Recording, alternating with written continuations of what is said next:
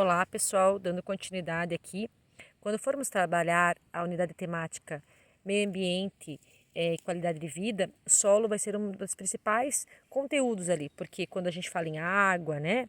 Da onde vem a água? Vem do solo, do lençol freático, né? Da onde vem o nosso alimento, aonde acontecem as contaminações, né? Como a gente tem, quando a gente quer qualidade de vida e meio ambiente, a gente se relaciona muito ao solo. Então, o que é o solo? O solo nada mais é que a parte, né, a camada mais superficial da nossa crosta terrestre, da nossa terra. Ele é composto basicamente por ar, né? Então aqui dentro tem ar, hidrogênio, alumínio e magnésio. Claro que existem outros componentes como ferro, manganês, enfim, silício, mas vai depender do tipo do solo. A espessura do solo e a cor, elas mudam pelo declive, né? O tipo se está declivoso, né? Se é né? Como está imaginando no topo de uma montanha, como é a cor, né? Você imagina que lá no topo, quando chove, escorre o solo, então se modifica a cor. A rocha mãe, então a rocha que deu origem a esse solo também dá a cor. Pensa que antes desse solo aqui, ó, virar isso que a gente está aqui pegando na mão, ele era uma rocha. E para ele chegar nisso, ele sofreu o quê? Um processo de intemperismo. O que que é isso? Chuva, sol, frio, calor foi fazendo com que esse meu solo, né, com que essa minha rocha, digo, se decompusesse, se derretesse, vamos falar de uma maneira mais simples, e virasse o componente que temos hoje. Portanto, né, as características dele vêm da minha rocha.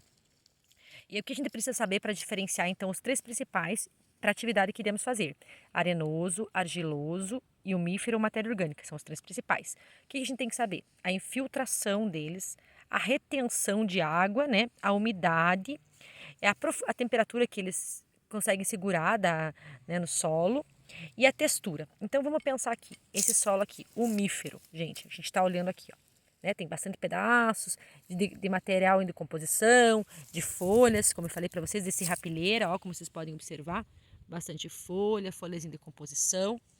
Aqui a gente vai analisando, vocês conseguem ver, ó, resto até de vegetal. Então, ele é um solo, ó, olhem, com partículas maiores. Então, a infiltração de água nele será como?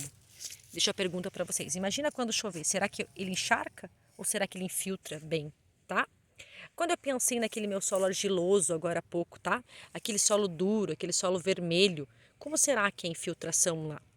E num solo arenoso, como que é um solo arenoso? A partícula do solo, quando você pega uma areia na mão, não é maior? Olha, isso aqui são as partículas bem pequenininhas, dissolve na mão, ó, você nem consegue ver, tá vendo ali, ó? Areia não, areia são partículas maiores. Então, será que quando chove, a água consegue passar com mais facilidade entre eles? Vou deixar essa pergunta para vocês pensarem um pouquinho agora. Voltando aqui no meu solo argiloso, ó, pessoal, ele é um solo extremamente duro, como eu comentei. Então as partículas dele são bem pequenas, uma colada na outra, bem pequenininhos, praticamente uma grudadinha na outra. Então quando chove acontece o quê com essas partículas? Elas colam, né? Elas grudam, o solo acaba encharcando. Então quando encharca, forma aquelas poças que a gente acaba vendo, né, quando a gente vê na rua, inclusive, ou mesmo num plantio, quando você está andando, acontece com que a circulação do ar fique comprometida ali dentro. Então, a minha planta não consegue respirar, os meus micro-organismos acabam morrendo. E a minha infiltração de água é menor, não consegue chegar até as camadas mais profundas. Já ao contrário, acontece na minha areia. No meu solo arenoso, não, porque as partículas são bem grandes. Como elas são bem grandes, elas não encostam umas nas outras, né? Elas ficam com aquele espaço grande de ar onde pode circular. E aí, como tem aquele espaço grande de uma partícula entre outra, a água escorre rapidamente, o que é bom por um lado, né? E o que é ruim por outro. A gente vai discutir melhor com detalhes logo a seguir nas nossas aulas práticas. Então, o que acontece no solo arenoso?